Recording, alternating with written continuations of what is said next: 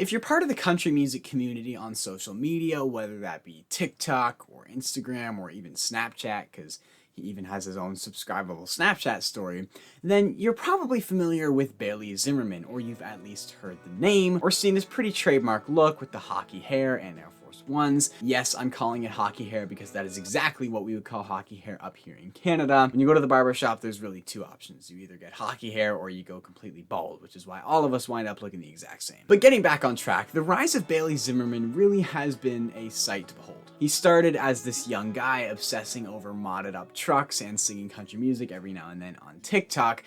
Just got home from Lone Star Throwdown, and this is how we gotta unload my truck.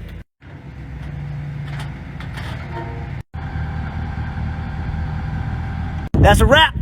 But now, just in the last 4 or 5 months, he's become one of the hottest products on the country music market. His new EP I'm going to talk about took the #1 spot on iTunes. He's on his own little tour. He signed this massive deal with Warner Music, but he doesn't forget his roots. He still froths at the mouth over trucks with so many modifications it's completely undrivable.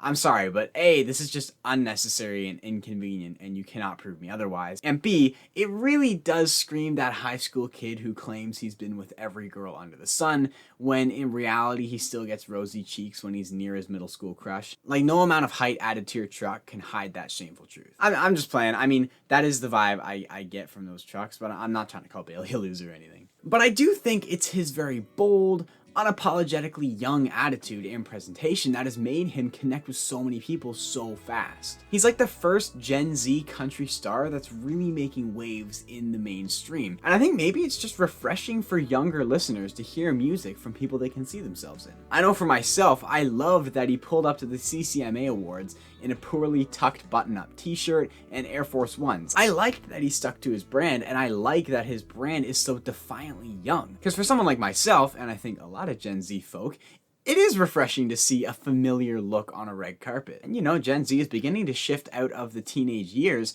and over the next few years, a lot more younger artists from this generation are going to begin having their moments and finding their place in the country music landscape. Which to some is probably horrifying, the fact that Gen Z kids are going to be on the radio, or the fact that Gen Z kids are old enough to be on the radio, or both. But honestly, I'm excited. I have high hopes for what this new wave could bring. I mean, my scouting list isn't very long, but I've been following and listening to people like Low Gap, like Maggie Antone, who's finally putting her stuff on streaming services. I've been loving Rachel McIntyre Smith and her new single The Woods, and to an extent, Bailey Zimmerman. I think Gen Z has a lot of potential. I think we could surprise some people. But enough about that. It's time to talk about Bailey Zimmerman's new EP, Leave the Light On.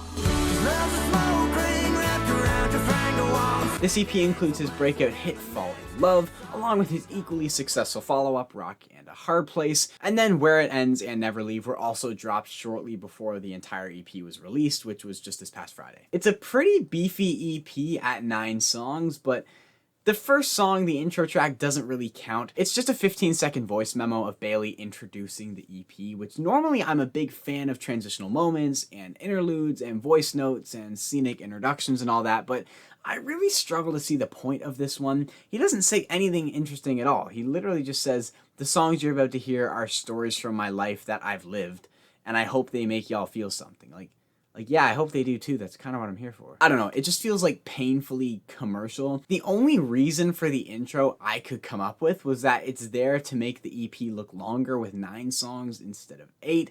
But surely you would only do that to bring a project from 9 to 10 songs. Like, I feel like the difference between 8 and 9 is much smaller than the difference between 9 and 10 once you get into the double digits. I don't know, it just doesn't add anything to the listening experience whatsoever, which made me ponder why it's even there at all. I must say, this EP definitely got off to a rocky start. I began getting pretty worried, but for the most part, Bailey does get the train back on the track, which isn't meant to be a reference to the song Trainwreck, but naturally, I guess it is. When Bailey broke onto the scene with Fall in Love, followed by Rock in a Hard Place, I became really interested because I think both of those songs are fantastic and also very marketable. Similar to Luke Combs and how all of his songs sound like a guaranteed radio smash, while still being very good. It's not a guaranteed hit because it's formulaic and the exact elevator music moms would want to hear on their way to work, but a guaranteed hit because it was distinct and unique, and it just felt like a sound and an idea that almost anyone could get behind no matter your subtaste within country music. But in my opinion, the rollout of this EP was just a steady decline. I liked each release a little less than the last, and then on Friday when I listened to the thing front to back, it starts with that weird little intro into Never Leave, which is like a Dan and Shay tier simpy, plasticky,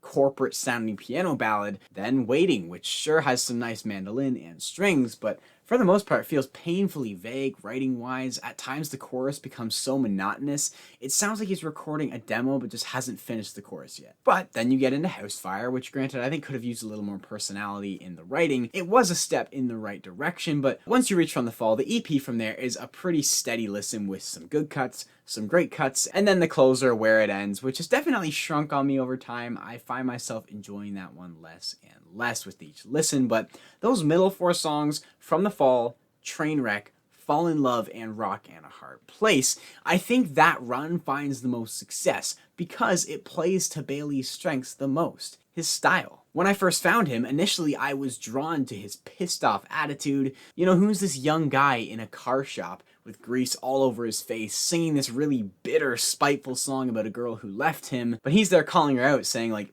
you downgraded for me. Even your mom admitted it to my face when I bumped into her at the county market. Like, you know you're in the right when your ex-girlfriend's mom is on your side. And production-wise, the song had so much substance, a very rough, gritty, industrial country banger with lots of diverse guitar work and acoustic drums.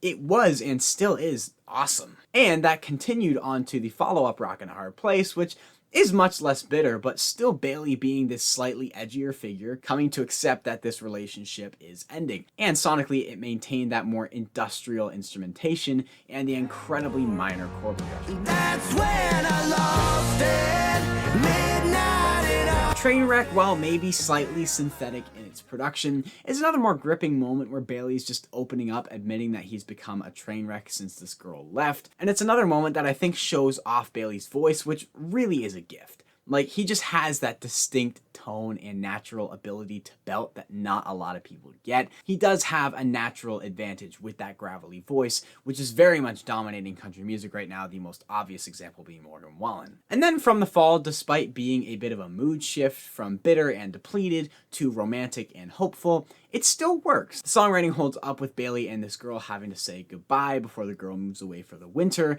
and the only thing they'll have from each other is these letters from the fall, which is a nice double entendre on the fall of the season and from the fall of their relationship. It's very sweet, very complete and intricate lyrically, and it's arguably the most country song on here. Where a lot of this album is very much country rock, From the Fall feels very traditional Midwestern country.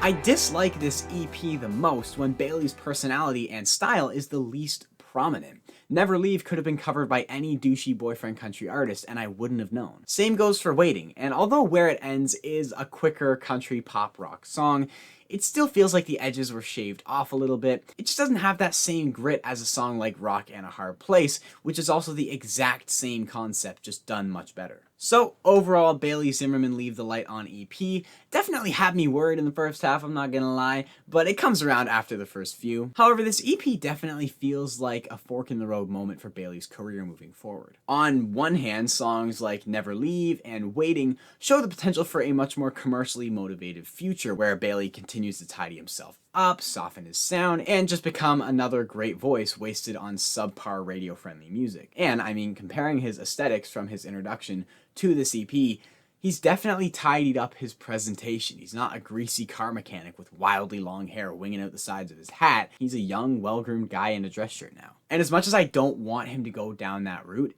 it is a very real possibility. But it could go the other way, where Bailey chooses to further develop his sound and brand as this inexperienced young guy with an impressive, distinct voice making more original, rougher country rock jams with a lot of attitude. It really could go either way. This EP shows the potential he has to go down either route. I hope the massive success of songs like Fall in Love motivate Bailey to push further in that direction. I also think it's got to be inspiring seeing the massive success someone like Hardy is realizing as he continues to boldly run away from the status quo as a songwriter signed to a major label. I don't know, Bailey is still very new, he's very much still finding his place in the industry, and I'm rooting for him. I do think he has a lot of potential, but I also understand it's very real that the temptation of taking the road much more traveled may appear to be too much to turn down. Who knows? I'm rambling at this point. I need to stop. Let me know what you thought of this EP in the comments. Also, down below in the description, you can find links to my Instagram, Discord, podcast, and Patreon if you'd like to check me out and support me on any of those. If you enjoyed this video, a like really does help me out. If you're new, maybe consider subscribing for more country music content.